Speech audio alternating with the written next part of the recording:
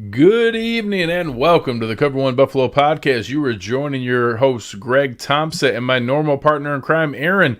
It's the end of February. It's cold. There hasn't been football in a couple weeks. How does it feel? Fine. Actually, today, this is going to sound weird, but it was like mid-20s, maybe getting towards the 30s today, but the sun was shining. It was a beautiful, it was pretty out sunny today. day. Yeah. And got to get out there with the kids and get some sunshine. And then the sun was still like out until about 6:30 here. Yeah. And so that feels good. Like we're making that change from it being pitch black by 4:30 to there's good weather on the horizon. That means drafts coming up. Football season is going to start opening up. So things are coming to life. We're almost through the worst of it. Yeah, I have stretches where like sometimes I'm literally in my office for like 8 straight hours and it's terrible. And I walk down the stairs at like 5:15, 5:30 and it's dark. And I noticed that today, like I walked down the stairs, I was like, wait, it's like 5:20. Like it's still really bright out. This is nice. It was like the first time I noticed it. That's awesome. Yeah. So tonight we're going to go through several different things, talk about the season in defense. We're going to go through some of the different pieces of special teams, coaching, give out some awards. Just if you're around the Twitter sphere and we're talking about defense, I think we have an obligation to say the name J.J. Watt just for search engine optimization purposes. What are your thoughts? It's going crazy all over Twitter. There was a legitimate report by Kimberly Martin this afternoon, who is not a Bills-centric reporter, and honestly might have been the first time I've seen her tweet about the Bills, that she reported that one of the teams in serious contention for J.J. Watt is the Buffalo Bills, and her phrasing was, and the interest is definitely mutual. Between the Bills and J.J. Watt. So I think that stirred up a little bit more of what was already fan hope into, oh, maybe this is possible. For sure. I stand on it. I also have mutual interest in the Bills and J.J. Watt forming a relationship. I think it's cool. I'm not crazy pounding the table for it. I'd like it to happen. I think it would fill a need. We were talking a little bit off air, fill a need, but still allow them to address that in the draft and him to kind of tutor some of the younger guys on this roster. But all for it. Kim Martin, though, was she with the Buffalo News during the Tyrod years? Maybe has that sounds right. Maybe she was one of the ones that moved on. Maybe has some. So I don't know if that's actually. Maybe she has some. I don't know if like connections or sources still exist. Although I don't know. Maybe with the agent. Obviously, anything you hear from Buffalo that gets out there is never from One Bills Drive. It's always from the agent. So maybe she's hearing something there. And I would guess. I'd also say there's no reason not to see the Bills are a finalist for this. They are one of the top 5 teams that, Green Bay makes sense. Tampa makes sense. Cleveland, a lot of Bills fans are crapping on Cleveland. Like they're a good team, and playing opposite Myles Garrett isn't a bad thing, and they have a bunch of money and they won a playoff game. Like no, do I think they're quite as good as Buffalo? No, but you get to play against your brothers. Yeah, it makes sense for him to go play there. Pittsburgh makes sense. So the Bills are one of those teams. I honestly think it's kind of between Green Bay and Buffalo. I think are the most logical. There was another report by Ed Werder that his top 3 criteria, number 1 was quarterback, number 2 was supporting cast, number 3 was money. And I think there's a threshold. I think you have to be able to have the space to give him $10 million plus per year, but I don't think he's going to pick one team because it's $15 million and another team because it's $12 million. He's not going to take the bigger money. I think he's going to pick the right spot. If you can get to the contract level where it makes sense, he will take a little bit less to go with another team. He's not going to go play for somebody for $2 million because he likes the situation. But if you have enough money to get into the VIP room, I don't think the contract really matters. And if that's the scenario we're setting up and all the things that you say matter to him and are weighted in that way, which I think is totally Ed Werder is not one of those like throw crap against the wall kind of guys. Like I'm guessing he got that list from his agent. Absolutely. And if it's true, if it comes out that that's true, I think in that scenario, the Buffalo Bills should be the favorite in that scenario, because I think I was talking about with Pat Moran here this last week. There is more potential for J.J. Watt to come to the Bills and be a productive member of this team than any other team that's in contention for the Super Bowl, in my opinion. It's better set up for Watt to come here and be the best version of himself. It's the corny Sean McDermott line that they use over and over again. Obviously, they have the facilities for aging guys dealing with injuries, top of the line facilities here. They know how to treat those players. He fits the culture. There'd be no big culture changes here in Buffalo. You put him right in with the leadership here. He fills a need on the field that the Bills can use immediately, and they have other guys on this defense. This isn't just some poor defensive unit that is 5-6 players away from being at an elite level. They were pushing back towards an elite level before the playoffs. Like they've got the pieces to continue to be that. So I just think Watt coming to the Bills with all those things that you mentioned, competing for a Super Bowl, having the supporting cast, having a quarterback, all those things, if it really is what matters the most, I think. Obviously, there's a case to be made with Rodgers and Green Bay, but I don't think the supporting cast is there in this. I think the Buffalo Bills have a better team top to bottom than Green Bay Packers do. And they're right there. They're in the top probability-wise, and which is cool, man. It's cool for the awesome.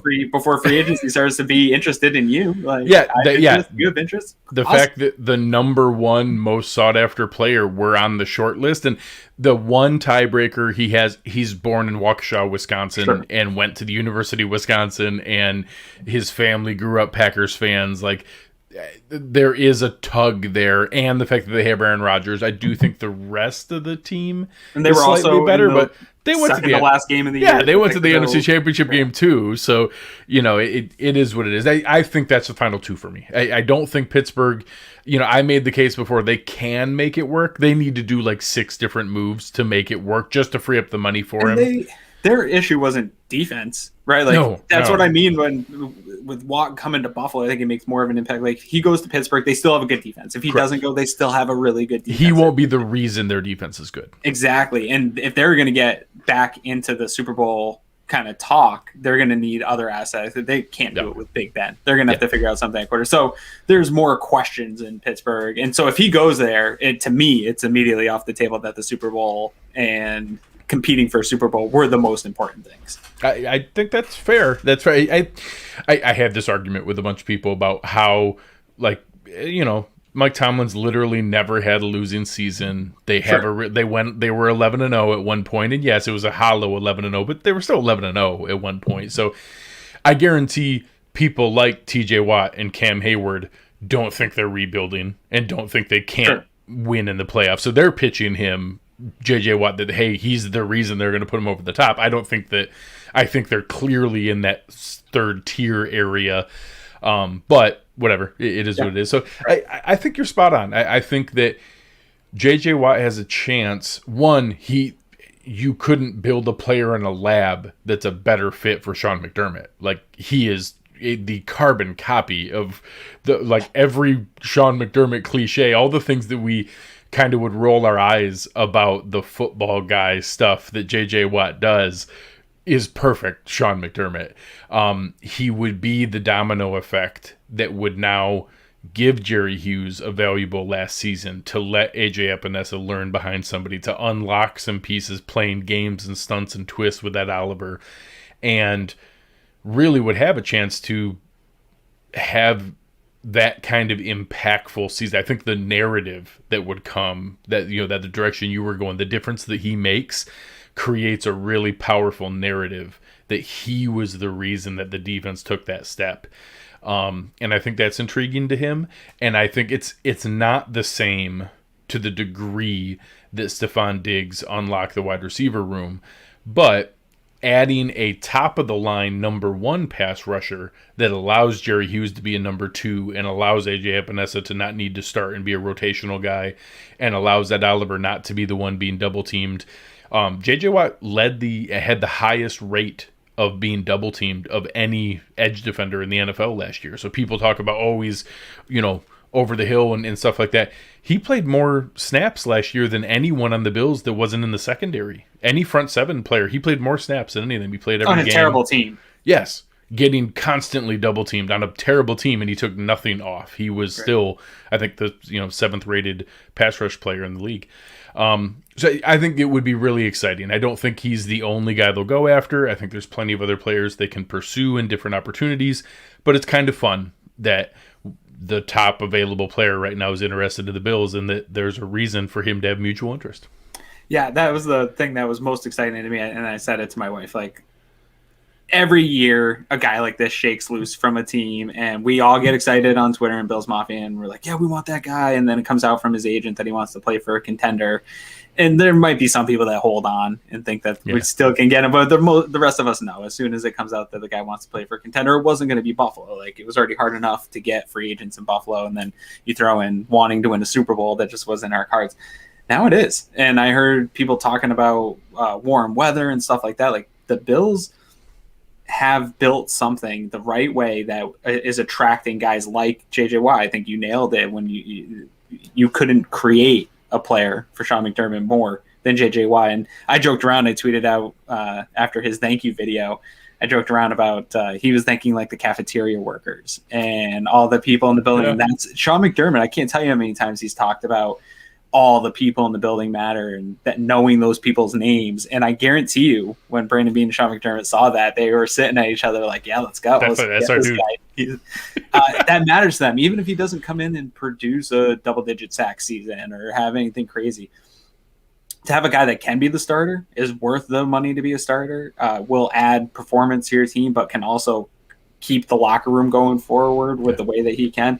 That matters way more to Sean McDermott than I think the fans are realizing. So I wouldn't even be surprised if by the Bills' cap measure and what they have that they slightly overpaid for him, because they've had a precedent of overpaying for guys like this. The message that he sends to the locker room is really powerful as well. Yeah. Right. That, hey, there's no step back here. This is only, the all gas, no brakes, all that kind of stuff that they post up. There's a couple other things from a roster construction standpoint. So Liam bringing up here that Watt wouldn't count against comp picks, and then a couple other folks, Tim talking about Chandler Jones, Hunter talking about if J.J. Watt signed with the Packers, would that free up Preston Smith? We're going to see a lot of those kind of names come up. So just a reminder for everybody, the compensatory pick formula is only people who are scheduled to be unrestricted free agents who sign in that first wave between the start of the league year in March 17th and usually May 15th. It's usually like 2 weeks after the draft. And so I'll use May 15th. That's what's been the last couple of years. That if you sign during there, then they do the net gain or add. Did you sign more than you lost, or did you lose more than you signed? If you lost more than you signed, how valuable were the guys you lost? And then they rank those by the size of the contract. The teams that lost more than they signed and have the highest contract guys get the highest comp picks. Anyone who was released will not count against that. So you even could play, comp pick bingo. You could go sign a released right tackle instead of Darrell Williams and a released linebacker instead of Matt Milano. Let them sign with somebody else and get comp picks plus pay to replace them. J.J. Watt would be included in that. Any released player doesn't count against that. So I don't know for sure that that's a primary focus. I don't think that's the reason that you do or don't sign people. Maybe it's a tiebreaker if they're looking at two different players. Or if they get a little ways into free agency and they don't sign any big-time players, that could be a reason to hold out until May 15th. I think this year, more than any other year, you're going to have a whole bunch of those one-year contract free agent guys wait until after May 15th so they don't count against the comp pick formula. And I think a whole bunch of teams are going to sign a bunch of people that week after that cutoff. Right. So that's the update for right now. We thought we had an obligation to talk a little bit about is the hottest name around Bills Mafia, but now we'll dive into the topic for today. And we're going to do the same thing that we've done in our post-game shows all season long, and we did last week for the offense. We're going to do a season in review with the defense.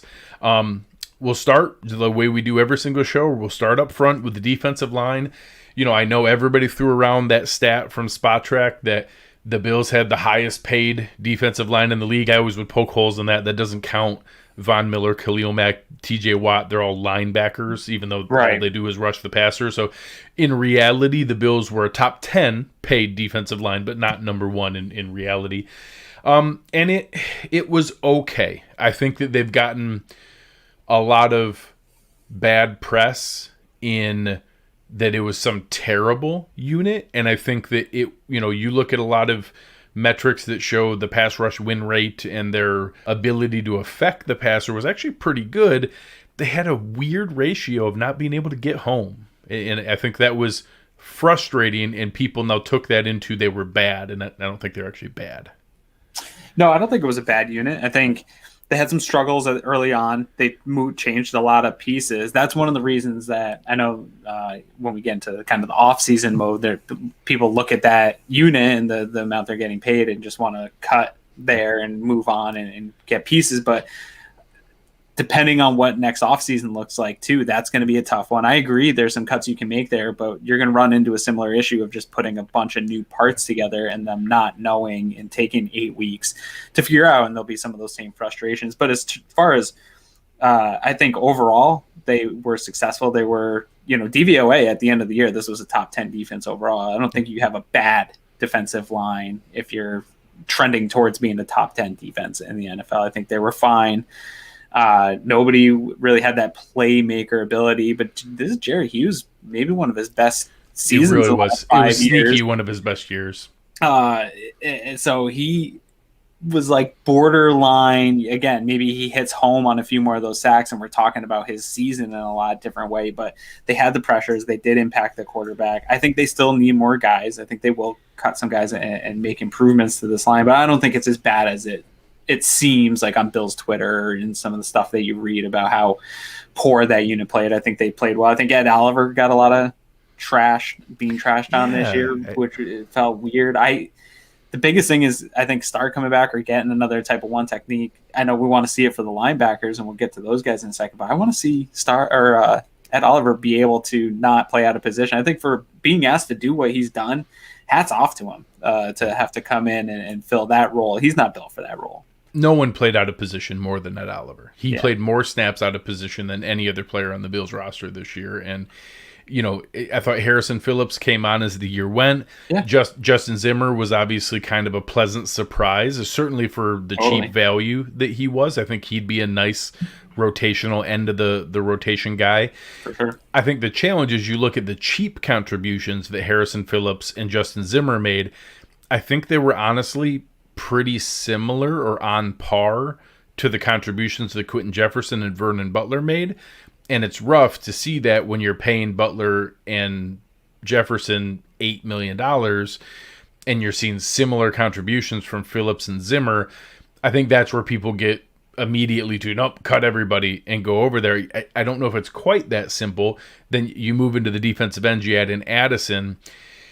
I think a lot of people, their mock offseason immediately starts with cut Addison, cut Butler, cut Jefferson. I will say I think it's very, very unlikely that all three of them are back. I also don't think it's that likely that all three are gone. I think Butler is the most obvious one. He has some guarantees that hit in his contract right at the beginning of the league year, 5 days into the league year on March 21st. He has $1 million roster bonus and $1.5 million of his contract is guaranteed. I kind of think Starr coming back is a bit of a 1-for-1 with him at the one tech. Sure. That's an easy $6.8 million to get back. I don't really want to cut Quentin Jefferson. I think if we add Starr, we can let Quentin Jefferson do what he was intended to do, which is be a backup to Ed Oliver at 3-tech and a rotational defensive end that can also play snaps there, not playing out of position at 1-tech. And then we'll get to Addison in a moment, but I know you're a fan of Jefferson, and certainly Eric is as well. Yeah, I just don't. There's also a fine point. I think people get a little bit loose with just saying, "Hey, free up all this cap space, and then we'll just go get the other things we need." And those other things cost money. It all costs money, and you're just making more holes in places that you already need help, right? Like we're clamoring for defensive linemen, and I'm fine with cutting Butler. I agree. It is a 1-for-1 with Starr Lotulelei. Essentially, you're going to get Starr back here, and that's fixes a lot of the other problems, like Quentin Jefferson's problem, like the lack of production at Oliver's problem. So I think just those, say that one move and getting Starr back, then you really only have to make one move on this defensive line. And then Watt feels fine. Then I don't need to spend. And if we do go out and get a guy, J.J. Watt or some people like Carl Lawson or people have talked about Von Miller or whoever, or Chandler Jones gets cut or Preston Smith gets cut, whoever. If a guy comes available and we add him at one of those spots, I do think they would be a 1-for-1 swap, like we're saying Butler is with Starr. So if we sign J.J. Watt tomorrow, Sure. I got bad news about Mario Addison. Right. He's not going to be retained. Totally. If we don't sign someone, he's the kind of guy you go to and you restructure the deal. And hey, can we get a little bit of money back here this year? You're not going to get that on the open market. They can have a lot of those conversations like they did with Starr and like they did with Tyler Kroft and like they did with Patrick DeMarco last year. They're going to have a ton of those conversations. But cutting guys to create a hole that you also have to fill defeats some of the purpose. Some of them, the number is just too much that it's going to be considered, like Butler, and we talked about John Brown last week, that there are ways you can do that without creating a hole to get some of that money back. Totally. I agree. And I'm reading one of the questions here. Did Zimmer play well enough to stay on the 53, or does he follow the practice squad here by Taylor? Right there at that borderline. Yeah, I think we'll see this summer. I think they want to probably see how he comes back from an offseason. I'm sure they gave him particular things to do and work on his game to come back. And I think if he checks all those boxes, I think he's definitely trending in the right way. I think he played well enough for me to feel confident in him being on the 53. If he comes back in shape and is doing the things the coaches want, continues to trend in that direction, I'm all for it. But I do need to see more than what we saw out of him before I handed him a roster spot. And we do this every year. I put out the numbers the last 3 years. Bills fans always go overboard that, oh my gosh, anyone that we cut, we're going to lose all of them and they're all going to get claimed. And I believe the number is right around 8% of the players that we've released have been claimed by other teams. So, if he's the 9th defensive lineman, the Bills' 9th defensive lineman goes back and forth between the practice squad and the roster, and he's that kind of guy. I don't think that if we cut him, he's the first guy that's going to get claimed. I think that there's a chance they can move him back and forth. If they don't make any other additions and he's our 8th defensive lineman and 4th defensive tackle, I'm not going to throw a fit. I think he's capable of being that 4th guy. If we need him for more than that, I think that's a problem. I think that he's a fringe roster guy that can contribute in a couple rotational roles, but I don't want more than 15% of snaps from someone like him. Totally. Yeah, I'm with that. The edge guys, before we move into linebacker, obviously we talked about what a great season Jerry Hughes had. Both of us have taken plenty of medicine on Trent Murphy in the kind of season that, I think he's going to move on. I do think that I was listening to one of the lockdown shows with Joe Marino, and he said, if there's no market for him, would you be shocked if Sean McDermott brought him back on a veteran minimum contract to compete for a roster spot? Totally. And I've joked the whole time, if Trent Murphy was an undrafted free agent and had the exact same production that he has the last couple of years, there'd be a freaking Trent Murphy fan club. Like, people would love him. It's just that we expected more because of the contract. So if he comes back at a veteran minimum contract and just makes $1 million, I don't think anyone would be furious if he was the 4th defensive end rotating in with somebody else. But we're planning on a step forward from Epinesa. That's going to be the big difference in this short of adding a J.J. Watt kind of player. Sure. This team only gets better by having a major step forward from A.J. Epinesa. For sure. A couple things. That the fan in me is totally cool with what they paid Trent Murphy for them to win against the Ravens in the playoffs and have that impact. I'll pay that 10 times over 10 to have the season that we had, but I get it. I'll take my lumps with Trent Murphy. But yeah, I would take him back on a veteran minimum as a rotational defensive player. Sure. I think that's where he is at this point in his career. Epinesa, I kind of like where he's trending. He ended the season really well. He ended the season well. He looked a lot faster than we were told to expect. I think the weight loss really helped him to add some explosiveness to his game, and I think that was kind of a problem on tape for him in college. So super excited to see how he comes back here the second year, because I think he had a slow start, and I'm expecting a big jump here for him right at the start. But I don't think the Bills can go into OTAs and things like that with just him across from Jerry Hughes. I think that'd be a disservice to Hughes. And I think that would be a pretty big liability for this defense moving into a season to just have him slotted as the starter without knowing where he's going to be into that sophomore jump. And he didn't play a ton early in the season. Once you got to that Chargers game coming out of the bye through the rest of the year, he was a core piece of that rotation. Yeah. And through the rest of that season, he had nice production. You're talking about he had another 14 pressures over those games and was in there contributing, was able to make some plays, and you saw flashes from him consistently. So I'm optimistic about his future. Mario Addison, I think, is in between. I think Mario Addison played better than Quentin Jefferson or Vernon Butler, but we also paid him more, and was the guy we talked about 4 straight seasons of 9.5 or 10 sacks. I was kind of hoping for more than the 4 sacks that he had, or 5 sacks that he had. I would like to see a little bit more from that kind of production, and I think that I won't be furious if he's back next year, but I won't be sad if we find a way to upgrade from Mario Addison.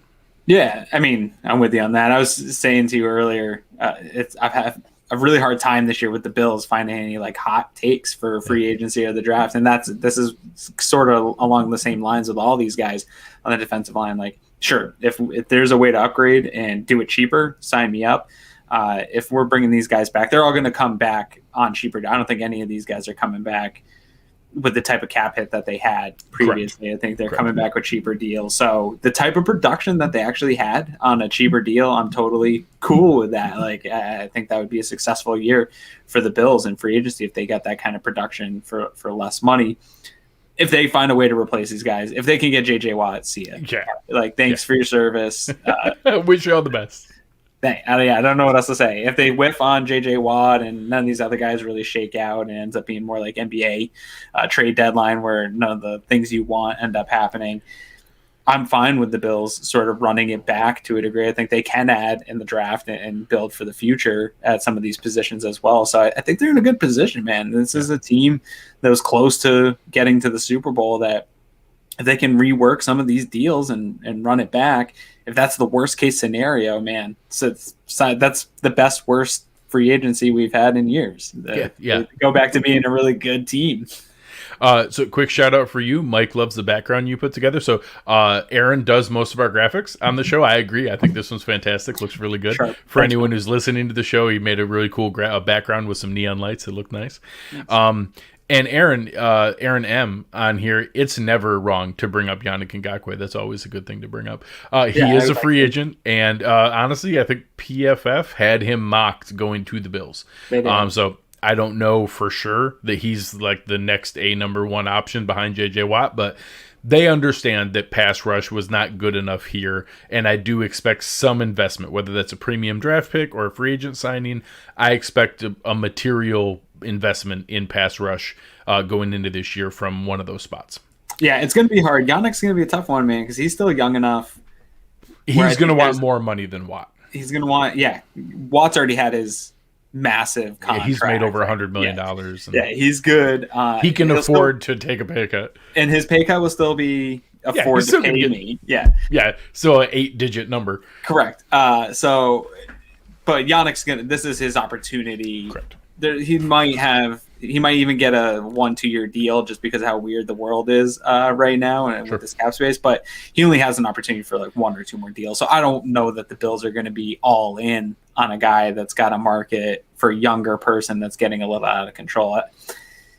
They want to fix that position, but I don't think Bean wants to get caught with his pants down right now, overspending. And those days are over of taking those giant risks. Yeah, Cole bring this up. One of the PFF mock articles literally had us re-signing Milano, re-signing Darrell Williams, and adding like 4 huge pieces, and it was over $60 million in cap space. So I have no idea how they possibly thought I would like to do that. But yeah, it was re-sign Milano, re-sign Williams, add Ngakoue and Jonnu Smith and Chris Carson and Richard Sherman.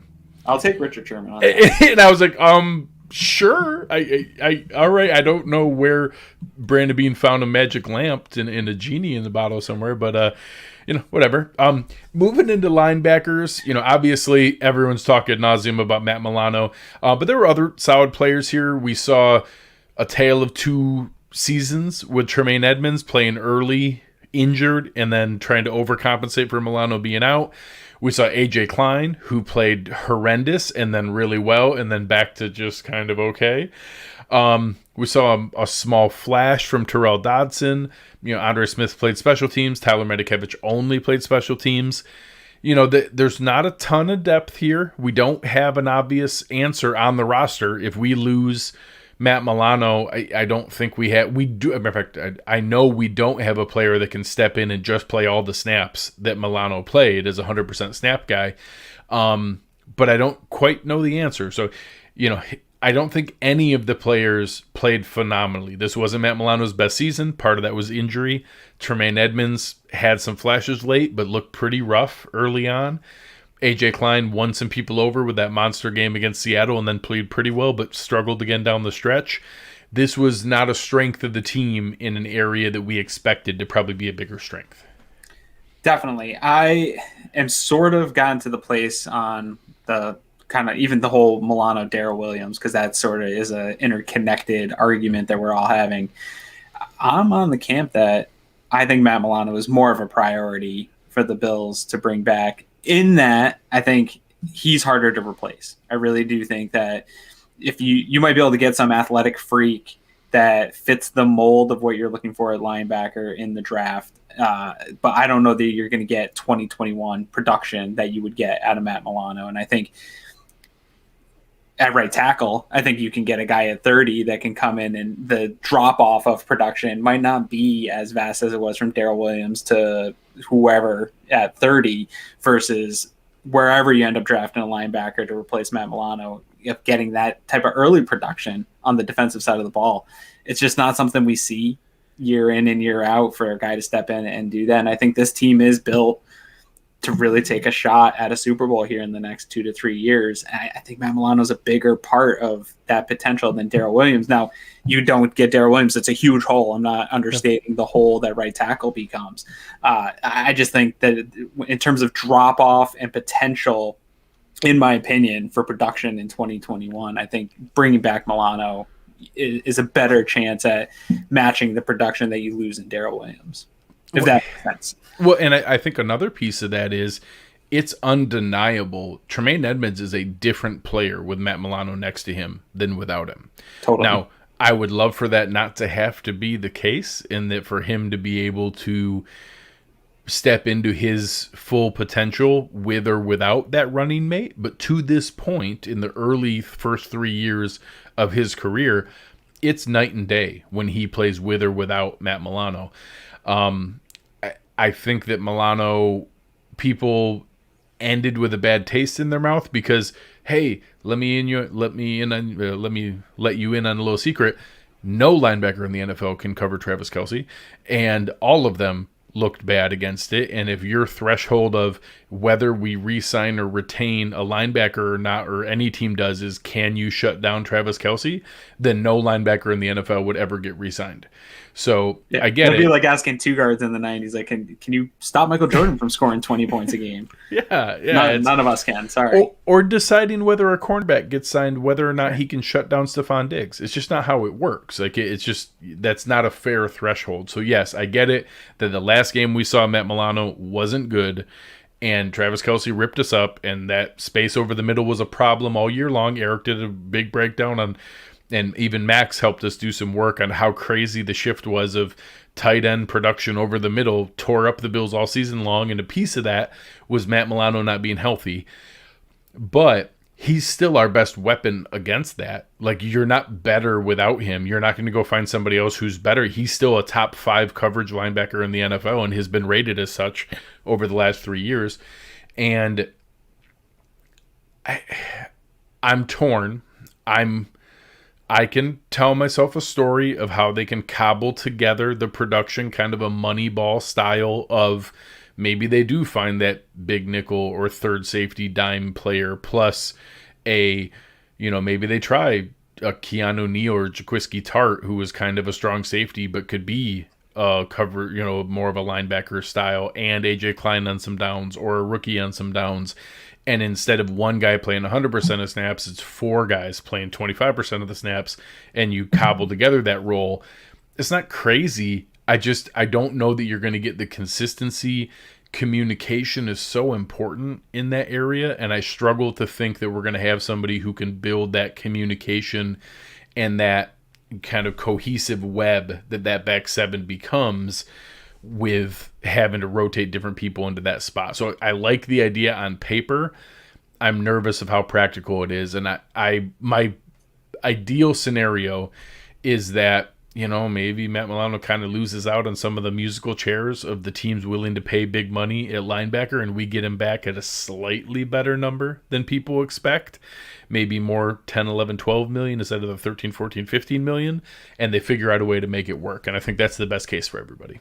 I have a feeling, and this is based on nothing but my own sitting around thinking about Matt Milano too much, that he's going to get to free agency. I think that Bean was very honest about that, go out. But I think Bean knows that the market will dry up, I think, for a little bit for Matt Milano. I think the injury history, teams are going to use that against him in negotiations. I don't Whether think it's fair or not, they're going to use it negotiation-wise. There's no team out there that wants to pay Milano $15 million a year or $13 million a year. Like, they don't want it. They want to get the best deal that they can to get good players. This is a business. And he's not so good that he's necessarily going to be a franchise-altering type player. He's going to have to choose taking a huge payday from the Jets or the Jaguars, or taking a lot of money from the Bills.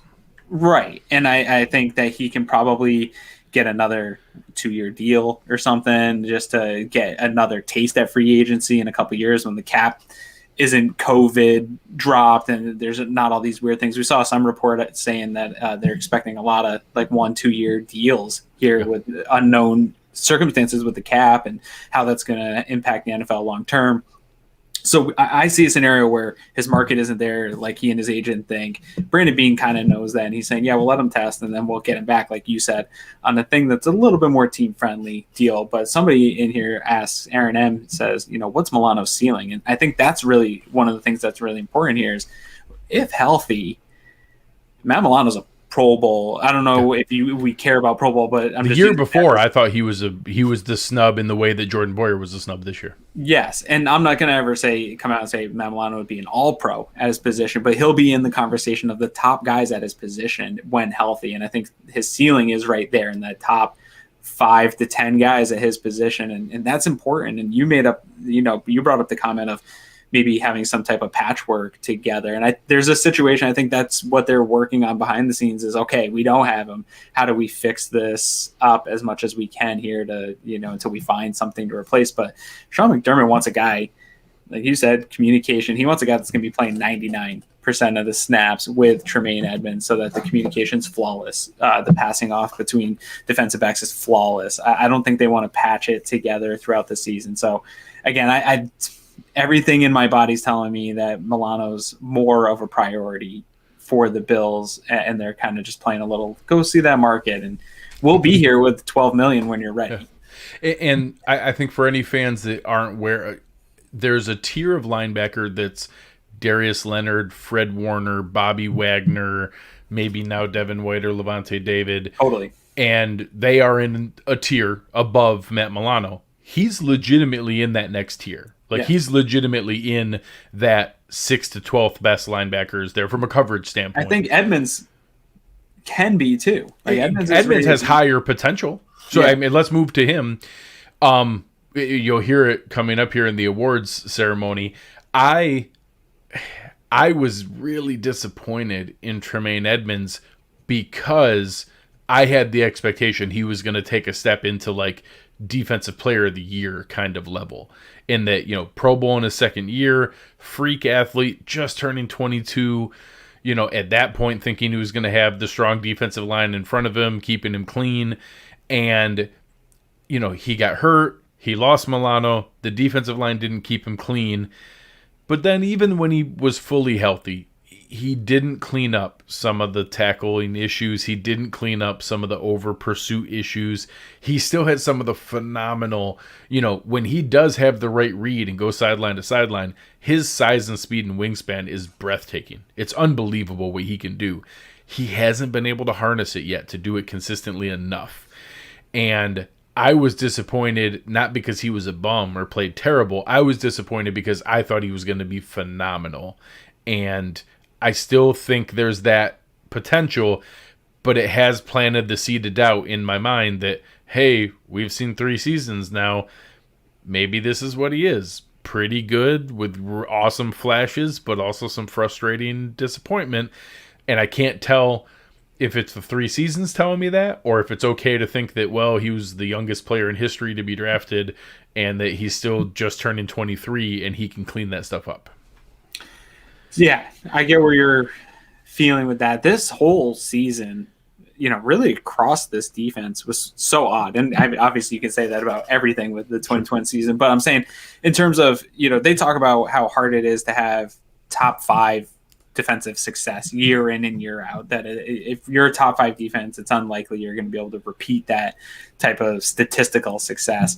And I think this year for the Buffalo Bills sort of proved why that some of that's true is there's so much luck involved in health that we have seen from the year before. We saw that with Tremaine Edmunds comes in, hurts himself in the first half of the first game of the season, and then has to play through that injury. And that's not something that's fun to play through. And I think there was probably parts of the season early on where they weren't sure if he was going to be able to play through it, or they should just have him get a surgery and be ready for the playoffs type of thing. They weren't really sure where to go with that. He played through it, luckily, because Milano also got hurt. So you have all these things sort of working against the success of that group and really this whole defense going into it. And we talked about it with the defensive line, new defensive line. Star Lotulelei opts out. This is an argument that you and I and Eric have had with people for a number, or at least a couple of years, about Star Lotulei's impact and what that means for the linebackers. I think we saw it in a major way when he wasn't here. It's one of those, you don't know what you got till it's gone. Yeah. Things to Star Lotulelei. So I think that then, not having a true one technique really hurt the linebackers. You take Milano away from him. He doesn't have a one technique. The defensive line took weeks to gel. Like, all these things mattered. Taron Johnson had a really tough start to the year in coverage. Those things matter with linebackers. So there's a lot of context to why Tremaine Edmunds' season looked the way that it did. I think he was trending in the right direction for the year. I think that matters, that he had a lot of that adversity and trended in the right direction for the most part of the year. But I agree with you. There's some things that are continually frustrating that are still showing up that aren't quite fixed yet.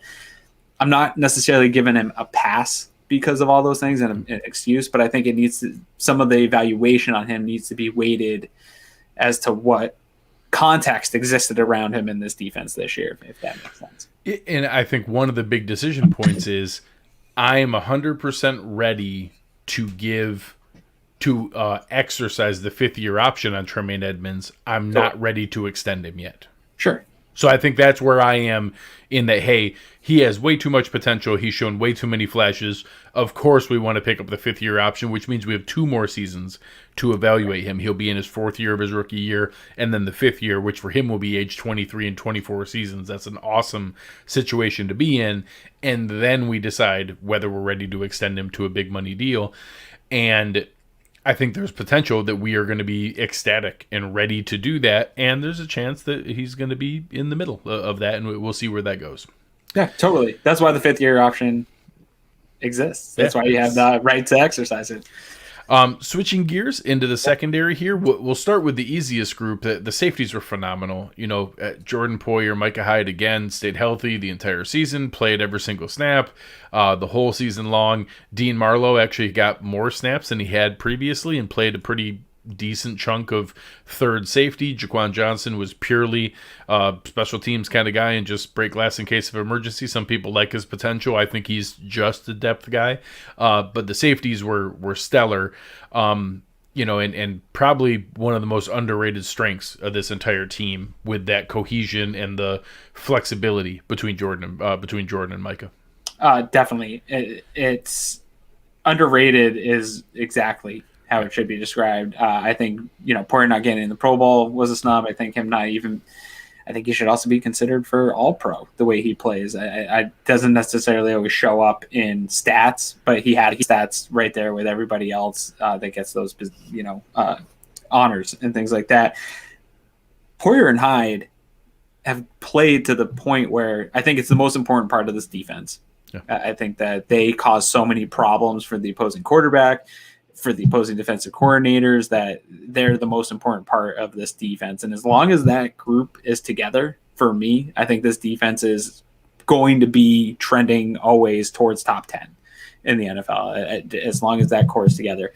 What scares me about it is that depth. Marlowe was fine. I think Sean McDermott loves him. He'll definitely stay probably as long as nobody comes in. I'd feel better if he was our fourth guy than our third guy, but totally. They need to really start considering what happens in a life after Jordan Poyer and Micah Hyde, or when one of them gets hurt, right? We're starting to hit the probability of how many seasons they play together where they're both not going to finish every season they play together. Poyer's about to turn 30 and plays with reckless abandon. Totally. Micah, is a little bit more. He's gotten hobbled a few times. He's also 30, and he's actually had more injuries than Poyer has. So it's tough. They're both going into age 30. Safety is a position that does age more gracefully than others in the NFL. It's very reasonable to think that we could have 3 more seasons with the two of them at a pretty high level. That's probably the high end. That's probably the best case scenario is 3 more seasons with them. So you have to start planning for that now, and that's one of these next 2 years in the draft, and then maybe some free agency to be able to sprinkle in some of those pieces. Yeah, I totally agree. I just don't want – I agree with you in the sense of Marlowe being kind of that fourth guy. I would just if one of these guys goes out, even if it's a concussion and they're out for the game, we saw with the COVID stuff where guys had to play, I don't really love leaning on Marlowe for an entire game. It worked. You can get by a game or two, but the depth at that position concerns me. But I think the tandem, in my opinion, on that side of the ball, if we've got those guys, I feel like you can really almost sort of patch together a lot of the rest of it and still be pretty much a top 10 NFL defense. Well, and if the game that Micah missed wasn't the New England game, we probably would have seen a lot more of Dean Marlowe exposed than what we did. Sure. He's great when all you need to do is come up and support and run support. He didn't have to go back in coverage all that much against the Patriots in that game. So we were probably pretty fortunate that the one that Micah Hyde missed was the Patriots. Yeah. To the cornerbacks, obviously we have the luxury that Trey White's down season he was still really, really good and just not quite an all-pro level. He was still very, very good. Levi Wallace, I think maybe had one of the most underrated seasons of any defender for the Bills. Just a really solid year all year long. Also, I don't think Josh Norman was as bad as people made him out to be. People, don't get me wrong, I remember the Derrick Henry highlight like everybody else does. He was actually pretty good. He didn't get roasted by people. He didn't give up huge big plays all the time. His quarterback rating against his, catch percentage and things like that of what he gave up was actually pretty solid and very competitive around the rest of the cornerbacks in the NFL. So he wasn't phenomenal, but he was pretty good. And then you get into the kind of rough start and phenomenal finish. Taron Johnson was, right there with, the Tremaine Edmunds and AJ Kleins of the world of, that started really rough but ended phenomenal. And he probably ended better than any of them in the way that he finished that flurry into the Steelers game and through the playoffs, 2 of the biggest plays of the entire season. And his overall play was more than just those 2 big plays. And then obviously some of the depth pieces with Cam Lewis, Dane Jackson, Saran Neal, guys like that. But the secondary was the strength of the team. We talked about the safeties. We talked about, the cornerbacks here in today's NFL. It's impossible not to have, passing yards are going to happen. The Bills are in pretty darn good shape with the way the secondary is put together. Yeah, actually, we were talking again off air before this that I'm fine if they want to go after secondary in free agency or in the draft. Always give me a cornerback in the every draft, year, whatever, wherever you pick them. But I'm also fine with running this back. I really am. And that doesn't necessarily mean bringing back Norman, just insert veteran free agent cornerback. I like Richard Sherman a lot. Sure. I'd love to see Richard Sherman on this team. I'm in team bring back Levi Wallace. 100%. 100%. Levi Wallace is a restricted free agent. Now he's in a weird spot where he was undrafted, so we can't use the original round tender, right, where technically then you could flag a guy for that, and if the team signs him, you get that pick back. We didn't pick him, so we don't get anything. So basically they're going to have the choice of the second round tender, which is like $2.5 to $3 million, or the original round tender, where it's more like $1.5 or $2 million, but we get to match an offer if he gets one. So they're going to kind of be playing the game of chicken there of, hey, how much do we want to put out there?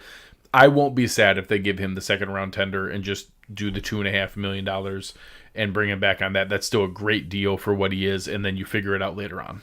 Yeah, for that deal, I think if you look league wide and you take away his name, just take away the name Levi Wallace, and you look league wide at his peers, I don't know that there's a cornerback that you're getting for $2.5 million next year that's going to do the type of production that he gave you a year ago in this defense. And we talk about communication being important. Like, he knows how to communicate with Jordan Poyer and Micah Hyde. He knows how to pass stuff off to Taron Johnson and the linebackers. Like, he's embedded into this defense. This is the scheme he knows.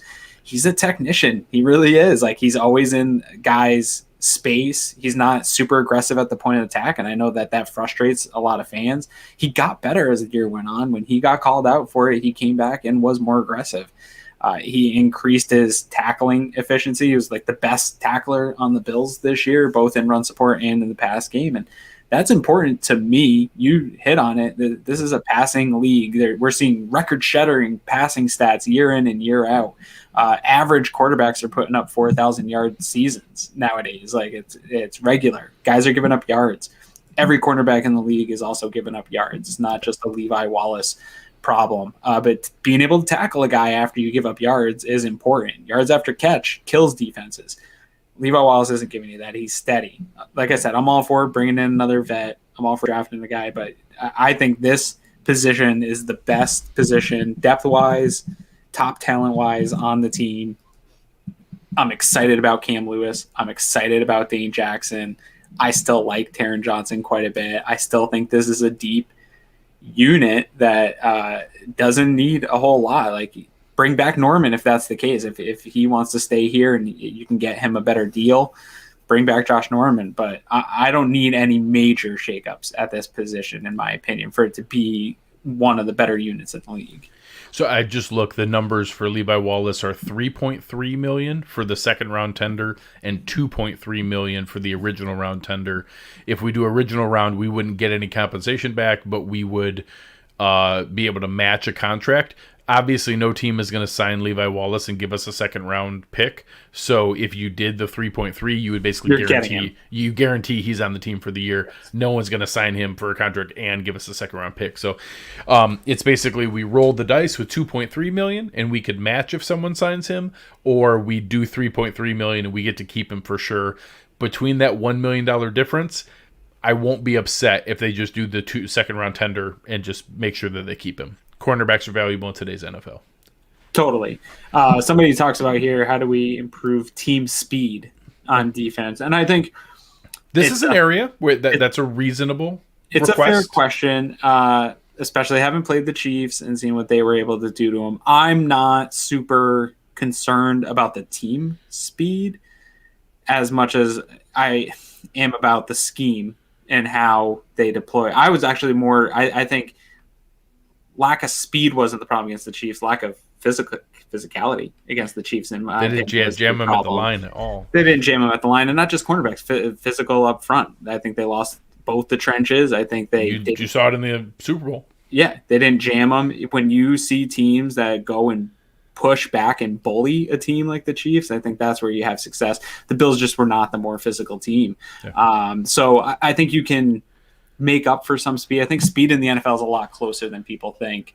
When you have a guy that doesn't necessarily run the 40 that you expect him to at a position, I think like Taron Johnson's not a fast guy, but when he got that pick six, Juju Smith-Schuster wasn't catching him. Like some of these, like they're still fast athletes. If they're in position, if they're schemed the right way, if they're playing physical, I think you can sort of offset some of the lack of speed things, especially in the type of zone defenses that the Bills run. I think that makes up for a lot of that lack. And I think, that's why I might lean more towards, if we're doing the veteran route, a Jason Verrett, a Patrick Peterson, I wouldn't mind leaning a little more towards the athleticism side. Richard Sherman would be a great fit, but I wouldn't hate leaning that direction for a little bit more explosion. And I don't mind it. I won't care if they use the first round pick on a cornerback. If that's where they want to invest, a top 3, day 1, day 2 pick, and that they want that guy to develop with Levi Wallace and Dane Jackson, That's great. I know there's a huge fan base for Dane Jackson out there. I don't think he's materially better than Levi Wallace. I think he could be Levi Wallace. I think that he has the chance and upside to be a starting caliber corner that has limitations, and that you're going to see him one-on-one coverage against elite athletes at the receiver position who will expose him, and then play in, play out. He's mainly going to do his job and do a pretty good job, and I won't be upset if he becomes a starter for this team in the future. He's not an elite athlete. He's not the answer to these questions, but I'm glad he's on the team, and he's good depth. He's a nice luxury to have as a fourth cornerback. I would love to see him and Levi compete for that job Sure. next year. Like, I'm super excited to see that camp battle. But again, Levi's a guy they've been trying to replace here. We talk about this now for like 3 years. They've been trying to replace Levi Wallace, and they have not been able to. And even during the season, but he continues, like I think you said, sneaky to put up really decent numbers, especially in context of being opposite of Trey White, a guy that does shut down balls thrown his way. So that's a tough position to be in, and I think that he does more than a fine job. Am I open to an upgrade? Absolutely. Upgrade everybody that you can, but I do think that this unit is maybe better to come back and run it back maybe than any of the units on the team. I don't know. Yeah, I think so as well. A couple areas we want to get to before we close out here tonight. Special teams is a great step forward this year. I thought Heath Farwell acquitted himself really, really well. It's silly to think that didn't have a direct impact from the investments they made, bringing in Taiwan Jones, bringing in Tyler Medikevich, claiming people like Jake Kumaro, getting contributions from people. You're talking about guys who normally don't play that. Having AJ Epinesa and Daryl Johnson be consistently contributing special teamers is a nice bonus. Andre Smith was playing a ton of snaps for them. They made, key contributions in that area, and I think some of the players that they have there, Saran Neal, guys like that, Reggie Gilliam, Jaquan Johnson are core special teamers and a big part of this. Taiwan Jones is a free agent. Tyler Medikevich contract is in question. I think a lot of people look at that big, cut Medikevich. But I'd kind of like to have him back. If you like how well the special teams played, you should like Tyler Medikevich. He was a big piece of that. He played the most special team snaps of anyone on the team. He was on every single unit. He made a consistently good contribution across the board. It's something that you should want him on this team. I hope maybe they can, mess around and clean up his contract a little bit. But the coverage units were a big bonus, compared to years past. Totally. Yeah, I love this unit. I do think there's going to be some interesting stuff coming up with the unit itself, because I think this next year or two, you really want to start having the guys you've developed, your Sierra Neals, your Bam Johnsons, to be your Manikeviches, your guys that you don't need to bring in, not big name, but top special teams free agent guys. Taiwan Jones and Tyler Medikevich might have been the two biggest special teams free agent additions in the NFL. Yeah, and if you can develop your own guys, you don't need to go out and get these other guys. So I think Sarah Neal is trending in that direction. I think that he could be a top special teams guy in the league. I think he has that ability. Especially a year mentoring with Taiwan Jones. Yeah, Bam Johnson showed quite a bit of nice stuff. I think there's opportunities for some of the guys on the roster here to step into some of those roles. But I think you're going to start to lose some of the veterans that they've brought in throughout the years here to be special teams contributors, but it's coming from in-house.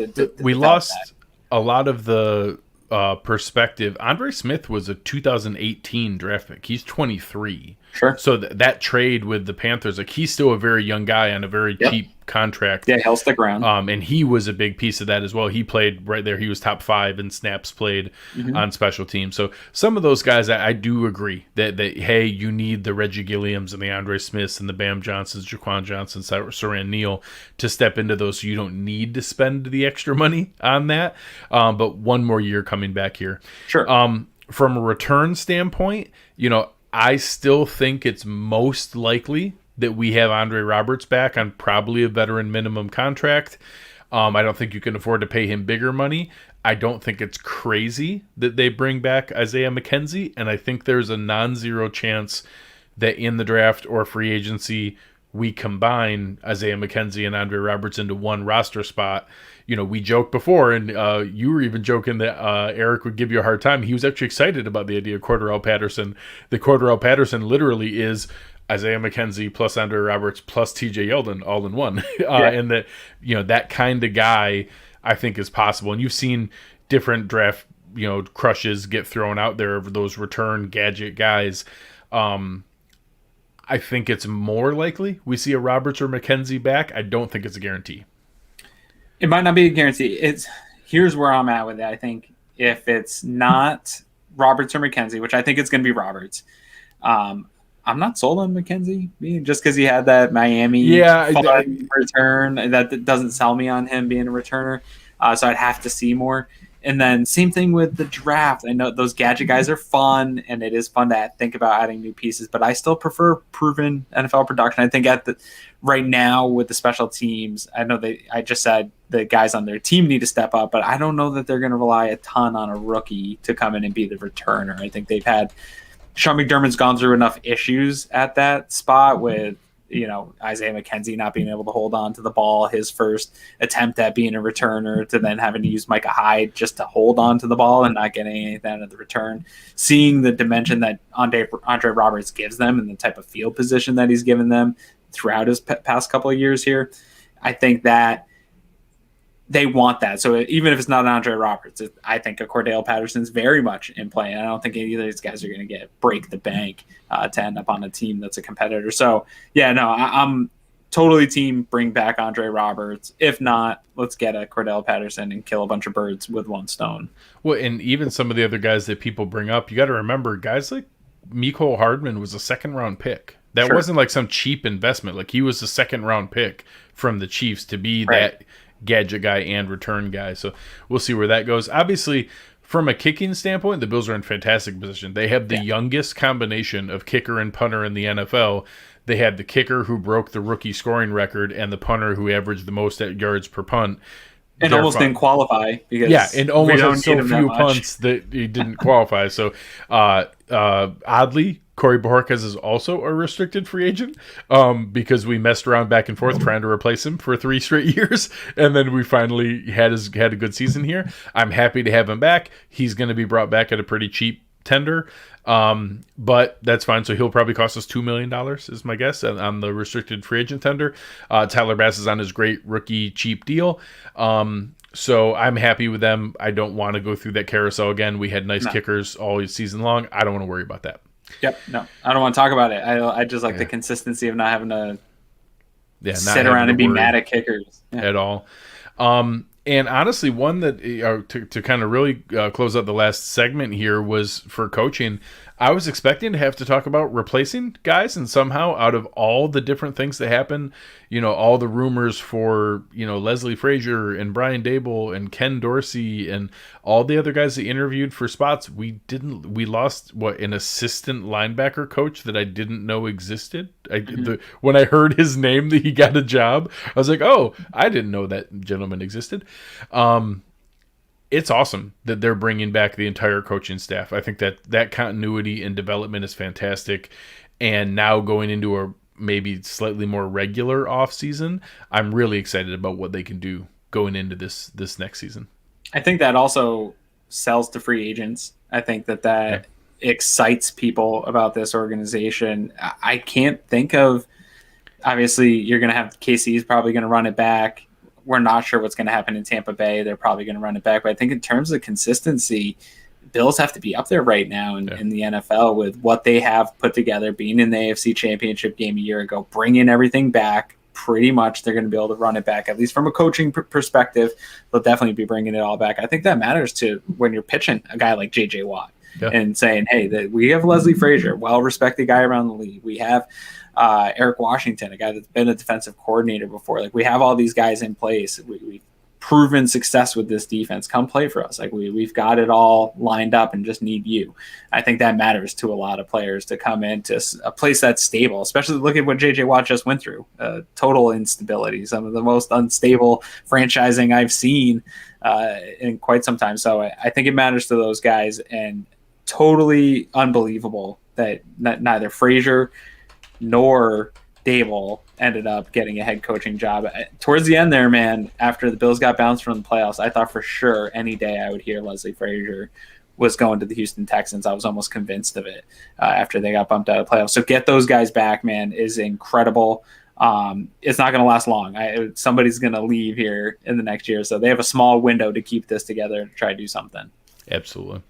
To close things out for the show, we'll do our final season awards.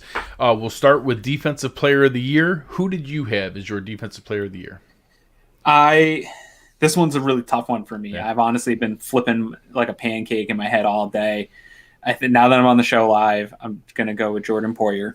Okay. I think I'm going with Jordan because I don't think he got the respect that he deserved this season for the type of season he had. No one was talking about him. He just did it, went about his work quietly.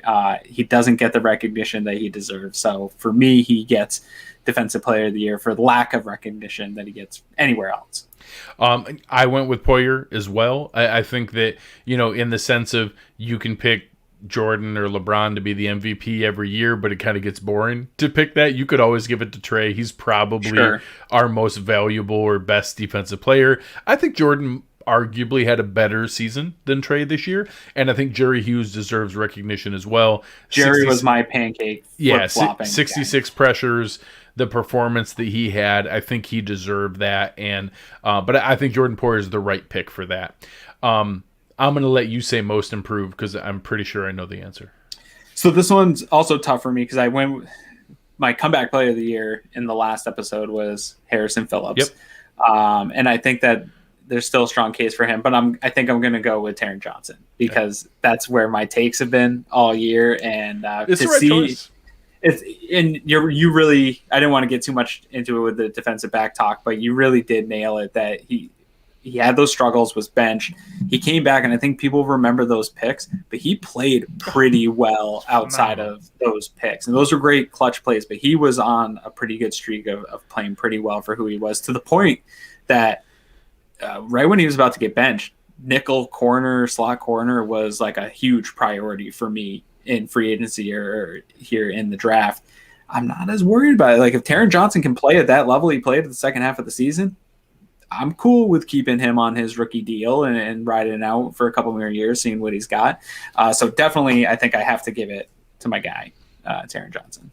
Same page, 100%. I think that he showed it, and I'm in the same boat in that I was a little nervous about that. I drive Eric nuts talking about the big nickel and stuff like that, but I do kind of want another piece that's different from him. I want that third safety better than Dean Marlowe box player, but I don't want to take away from Taron Johnson snaps. I want it to be the cobbled together replacement for Matt Milano, and that we have that other weapon there. I think I want to be Saren Neal, but we haven't seen it yet. Yeah. Biggest disappointment, I think that I was torn a little bit with like the Tremaine Edmunds and Ed Olivers of the world, only because I expected more from them. I think you can explain, Oliver playing out of position, not having the star kind of guy next to him, Edmunds playing injured and not having Milano for big stretches. I think you can tell yourself reasons why they didn't have great seasons, and my disappointment is relative to what I was expecting versus they were just bad, because they weren't. I don't think they were bad players. But I was torn with both of them in that I was disappointed compared to what I was expecting.